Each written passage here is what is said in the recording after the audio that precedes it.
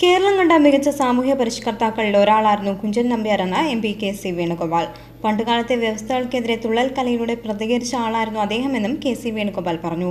സംസ്ഥാന ബാലസാഹിത്യ ഇൻസ്റ്റിറ്റ്യൂട്ടിന്റെയും അമ്പലപ്പുഴ കുഞ്ചൻ നമ്പ്യാർ സ്മാരകത്തിന്റെ ആഭിമുഖ്യത്തിൽ കുട്ടികൾക്കായി ഒരുക്കിയ ദ്വിദിന ശില്പശാല ഉദ്ഘാടനം ചെയ്ത് സംസാരിക്കുകയായിരുന്നു അദ്ദേഹം.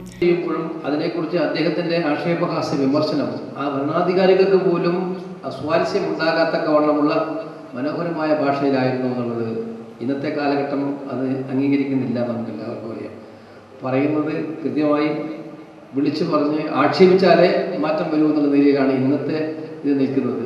ഈ ഒരു വ്യത്യാസം കാണുന്നുണ്ട് നമ്മളെ സംബന്ധിച്ചിടത്തോളം.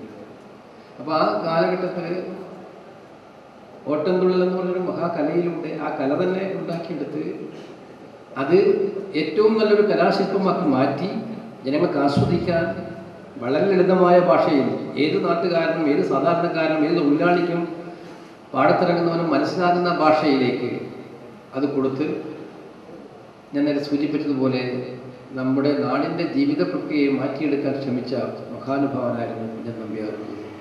അമ്പലപ്പുഴ കുഞ്ചൻ നമ്പ്യാർ സ്മാരകത്തിൽ നടന്ന കവിതാ ശില്പശാലയുടെ ഉദ്ഘാടനം നാടകാചാര്യൻ കാവാലം നാരായണ പണിക്കർ നിർവഹിച്ചു. ബാലസാഹിത്യ ഇൻസ്റ്റിറ്റ്യൂട്ട് ഡയറക്ടർ നെടുമുടി ഹരികുമാർ, വയലാർ ശരത്ചന്ദ്ര വർമ്മ, അമ്പലപ്പുഴ ഗോപകുമാർ തുടങ്ങിയവർ പങ്കെടുത്തു.